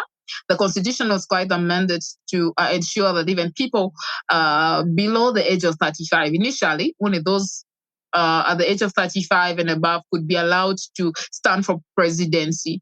But they're saying, wait a minute, if I have a voice and I'm a youth, I think I can represent my country. And that is when we see there is a presidential candidate. He's called Katumba John, that came in to contest among the other presidential candidates. Amazing. Yeah. So, but he faced a challenge of nomination forms. He writes a book and says that the nomination form was very expensive. I was required to move throughout the country to seek out for those to endorse me as a presidential candidate. I ended up borrowing here and there to ensure that I am nominated. So because of such challenges, a number of youth are barred from contesting for the positions that they deem fit and they could actually stand for. Number two is, the youth, just like in any other country, I presume, as my other panelists discuss, there is they are not poor. I wouldn't want to call them poor, but I think they do not have the enough resources that could accommodate them during elections. I mean, elections are very, very, very expensive. I think I only managed to contest during 2021 elections because there was COVID and because I was still pursuing my degree. There was COVID, we were home, and so at least the financial constraint was not that much. So I was in position to contest for that position. But the question is, how many of the youth could have contested for this very same position, So financial constraint is a very, very, very big challenge in Uganda among the youth that hinders their performance in politics. Another thing is corruption. This could actually be not only in the monetary, but also in our minds. We have some political figures that would already want to know, or who already know that, let's say, Piloya is the next, let's say, the National Female Youth MP. Already somebody is saying, I think she is the one supposed to go for this very position. Yeah. Even when there is a better candidate with a better idea, for as long as they've sided with you, you are, it is automatic that you go through the election, and they'll do all it takes for you to actually grab that position. And in the end, you don't end up performing. Why? Because you are accountable to somebody. Yeah, because somebody puts you in a position, and you're supposed to follow them. Everything they say or anything that you do, you end up not representing the interests of your fellow youth, which is really, really very bad. Another is manipulation of the young people. Wow, this happens a lot, even right from the village level. I mean, I started my my campaigns from the village level as the chairperson of the youth. We went to the parish level as the females affair. We went to the sub-county, just like that. But in every stage of election, we faced a lot of challenge. The young people wanted money, and because that is what they want, and that is where the interest is embedded, they're not in position to understand the ideology that you are bringing forth. And as a candidate, what you should now look towards is, can I have the money? Can I have the money to facilitate my election? Yeah. So that money that you are giving the young people, it's enclosing their mind to ideas that actually matters to them. So we end up not representing them, but while we get to the positions that we are, we now focus on how much we have lost and how much we are supposed to gain. Another is, the number, like I said, Uganda has about 26 political parties. So numerous political parties lack a clear ideology. Yeah. Our president, His Excellency Yoweri Kaguta Museveni, always say that the young people should focus on ideology and not biology. Yeah, when it comes to the election, let us understand. Does somebody have the ideology? Yeah, to present for? What is that you stand for? What is that you're going to do for the young people? But majority of the other political parties come about to say, we're removing a dictator. That is a slogan by some political party that I won't mention, and others would say that, you see, we have to bind hands and to see that this government is opposed, which is not the case. As a young person, the political party should be clear. What is your role? What do they stand for? Yeah, so those are some of the challenges, and they don't have a clear agenda to help build the young people into the system. Yeah. Another challenge is the areas in Uganda that face war. The northern part of Uganda, where I come from, it's actually a very few of us who have made it through.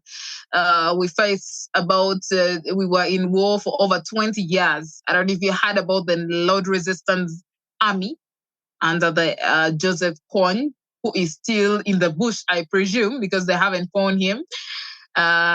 Took Uganda through that period. So for over 20 years, northern Uganda was in war. Now, for northern Uganda, when it comes to participation in politics, all they're asking is, how safe are we? Yeah? They want to be safe in the political space. They're not asking, they're asking for who is in position to make us safe. Yeah, so they'll fight so hard to see that this particular candidate actually goes through in the election. So which is different from the other region. As the other regions would say, for us, we want our own, blah, blah, blah, and all that. So, and also there is, I would say, a lot of sectarianism that does happen and affects and hinder the elections. Like I said earlier, I will show you some few youth leaders and the youth movements that we have in Uganda. We have the National Youth Council. I say they have the structures embedded right from the village level, village to the parish, to sub-county, to sub-county, to districts, and to the national level. And it's headed by the chairman, Honorable Jacob Eyero. We have the National Youth Parliament. This is under Faraza. National Youth Parliament has sittings that is yearly, and in that sitting, youth gather from all the regions. Yeah, the delegates that gather from all the regions to discuss pertinent issues that affect the youth in their areas. Now, this sitting is done yearly, like I said, and currently it's being headed by Okot Ola. Is the speaker, is the right honorable speaker, Okot Ola. We also have the UNSA, which is the Uganda National Students Association. Uganda National Students Association is an organization that breeds the young leaders right from institutions. Yeah. So the participants are the UNSA, let's say the guild presidents of various institutions. We have the guild speakers and the female affairs, then the disability person representative gets to participate in UNSA. So as a delegate, now they elect in various positions. These positions have all all representatives we have for the women and currently it's being headed by His Excellency Bill Clinton. We have the Women's League. Now the Women's League is consisted of women from various political parties. Yeah, the NRM have the Women League, the DP have the Women League, and these all other political parties have the Women League. Now, in this Women League also helps the mentor the young women who envision political, let's say, the envision being in the political spaces, so they're mentored through the Women's League. We have the National Parliamentary Forum on Youth Affairs that is being headed by the National Female Youth MP, that is Honorable Fiona Nyamotoro. Now, this National Parliamentary Forum partners with a lot of organizations.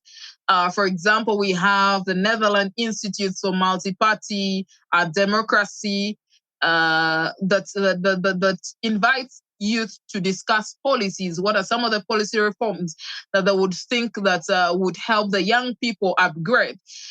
There's Interparty Youth Platform. Interparty Youth Platform consists of youth from different political parties. So in this gathering, the young people are brought together in regardless of their political party to help understand what are those that binds us together. You know, if we can't stand for one thing that unites us, are we in position to achieve a better Uganda? Yeah, so those are some of the, among others, the positions that we have. So, like I say, that every youth has a representation from the village level to the national level, and we look at 11th Parliament that has about 557, yeah, and this is disseminated in about 136 districts. So Uganda has about 136 districts with each representation in parliament. I say it, there are 353 constituency representatives. We have 146 district woman representatives. That is to balance the gender. As per the constitution, we have 10 Uganda People's Defense Force representatives. The UPDF also get to send their representative. We have 5 youth representatives and 5 persons with disability representative. We have 5 workers representative, 5 older persons representative. Even the old people get to send their people in parliament. And then we have about 28 ex-official members in parliament. Well, like I said earlier, Interparty Youth Platform, multi-party youth system got to sit to analyze ahead of 2026. We are going to have another election in 2026. So multi-party youth platform, together with Interparty Youth Platform and other partners, National Youth Council and the youth MPs, sat to review, to revise the electoral laws. And they came up with about 7 proposed electoral reforms to be in position to encompass, to give the chance to the young people of this country to participate. Number 1 electoral reform was lower the nomination fees for parliamentary seats. For one to contest for a parliamentary seat in Uganda, wow, you pay about 3 million Ugandan shillings for you to contest for a parliamentary seat. So they're saying lower the nomination form and reduce it from 3 million to 500,000. That is for the people to be in position to access. Yeah, in that way, we shall be able to have members of parliament who can deliberate issues on the floor, who can understand the people, who can go back to the people and understand their plight. So they're also saying in that very same proposed law that this nomination, because we have a special interest group, yeah, under which docket the youth falls. So they're saying that this nomination forms, as they're going to be reduced from 3 million to 500,000 Ugandan shillings, reduce it again to 200,000 shillings for the special interest group. that falls within the docket of the youth. Let the young people come for these positions. Yeah.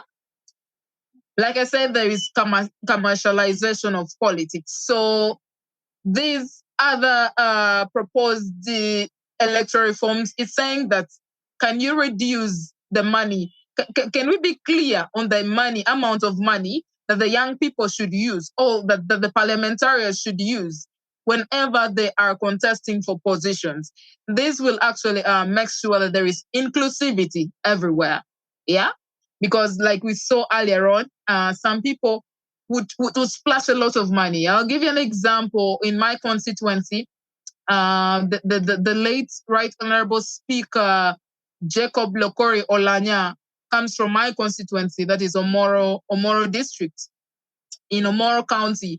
Now, after his demise, we held elections, and in this election, oh my, his son came to contest, but all the people were looking in him was money. Why? Because for him, he had the money. He had the money considering the positions he held. And so he was giving money to the people. He would just give money anyhow. Yeah. So when his son comes in to contest, it was really quite a challenge. But of course, all in all, he went through as to replace his father as the MP of that constituency. So they're saying, can we have a regulated amount of money where a contestant is required to use for voting? Anyways, it's still a proposed law. So another is to enable all Ugandans to vote. So they're saying that there are those, like I said, the Ugandans who are abroad, the Ugandans in the diaspora, yeah, the Ugandans in the prison. We are saying we want all Ugandans to vote. By virtue of being Uganda, that means every law, every policy that is in the that falls within the docket of Uganda, you must have a say. Or if you've refused to vote, then maybe you've accepted to be ruled, anyhow. But again, can the prisoners be allowed to vote? And those in the diaspora, that's another proposed electoral reforms. So they're saying that this is meant to increase the voter turnouts. Yeah. They're also saying that, can we have the same day in Uganda? Normally voting takes place on various days. We have the first set of electing the president. After electing the president, we go to the councillors and wherever. So we are saying the proposed electoral reform is saying, let us have one single day for voting all these positions, whether the president, parliamentary, local government. Let's vote them on the very same day. Why? Because voters will get to turn up. Normally, there is very few people get to turn up on when it comes to the other positions. Yes, they're interested in voting who the president are, but we're saying that these other positions are also very influential. Yeah. So can the voting day be put on a single day? So we are also saying that in the proposed electoral reforms, that nobody should resign from their position when they're contesting for a political position. I will try, and I'm about concluding. I'm winding up after these electoral reforms. Initially, if you're contesting for a position and you're employed, you resign. So they're saying that you are not going to resign from your position again. They're also saying, like I said, there are 5 representation in parliament. They're now advocating for each constituency, let's say in the northern, to have about 2 representatives, a male and a female. Initially, it would be having one and one national female youth MP. But they're saying, wait a minute, let us have all that gathered together. Ladies and gentlemen, allow me to take you through the lessons that maybe India can learn from Uganda briefly, and then we'll call it a day. Well, the civic education that is always conducted to help the young people understand the election. There is always mobilization and sensitization of the young people that is done by the National Resistance Movement in their various capacity as a ruling party. media and academic institutions, they engage people in the youth political debates in civic spaces. I mean, I've been there several times to deliberate on issues. There is also laws hindering youth participation are being interrogated, like the ones that I've been talking about. The youth are in a fix. I mean, the adults have put in the mind of the young people that you're the leaders of tomorrow.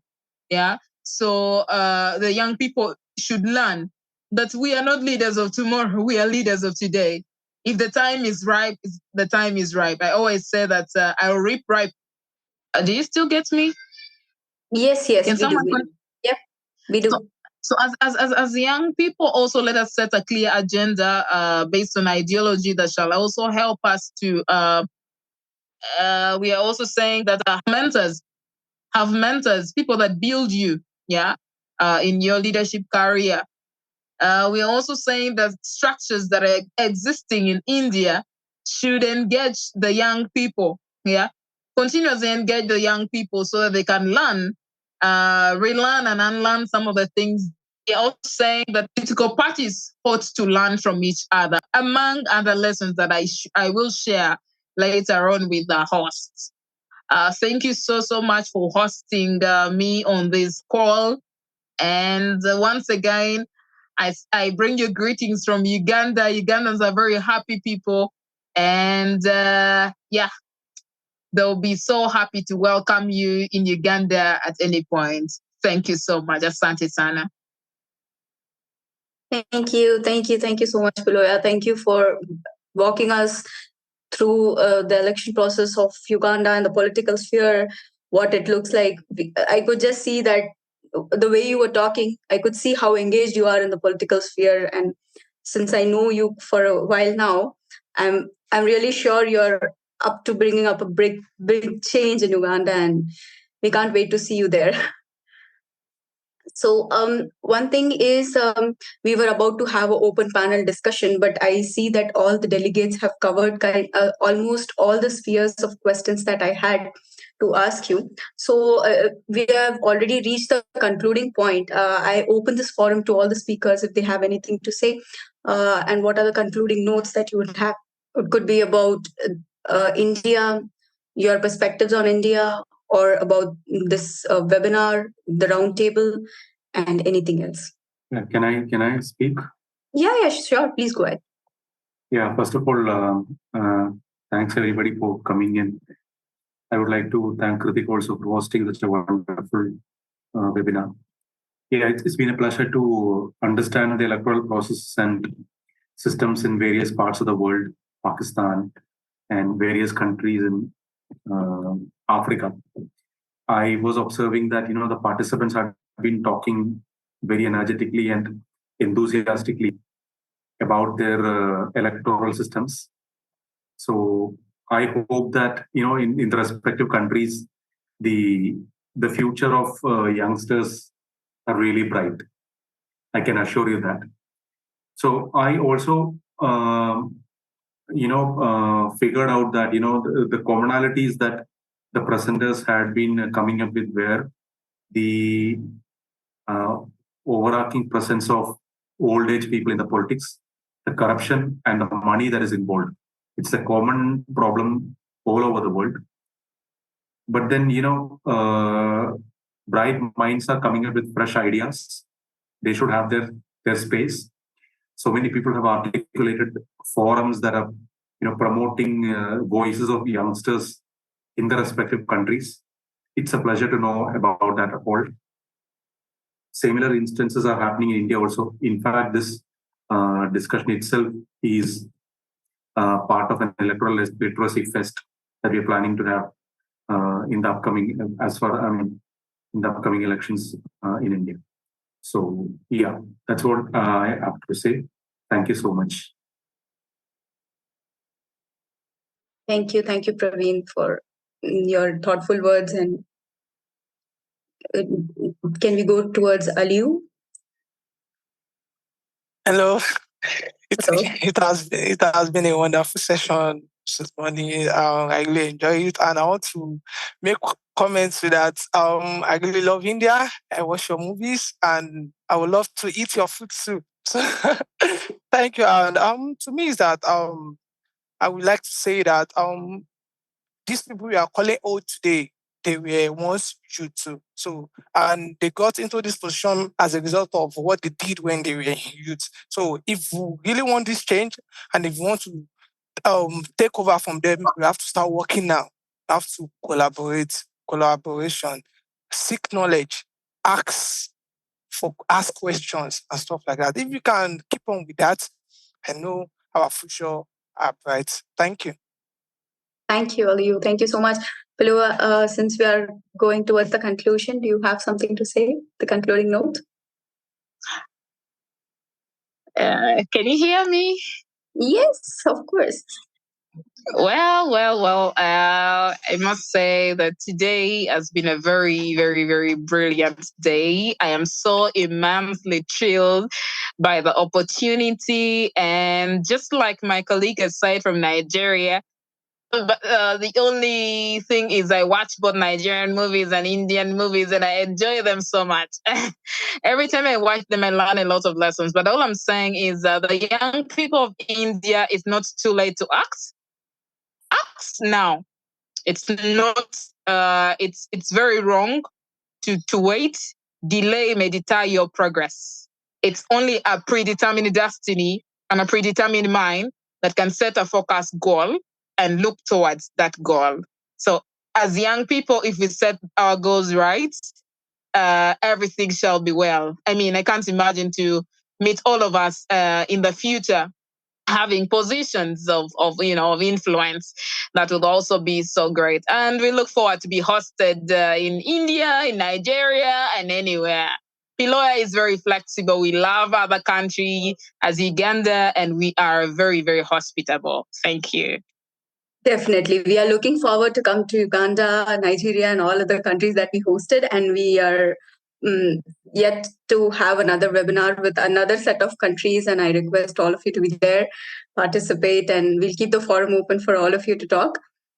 I would like to give my concluding notes. It was a very, very amazing and enriching experience with all of you. I could actually go to your place and see your country and see how it is. And I always say I was on a conference, online conference in Uganda. So that is when I said that we Africans and Asians, Indians specifically, somewhere have very similar kind of cultural attributes. So we have some connect there, and that's why we gel up very easily. So right from food or anything for that matter has a lot of similarities. That makes me that amazes me. How does that happen? Though we haven't met yet, but it feels that all friends are talking together. So it's so nice, and it has been enriching. Thank you for being here.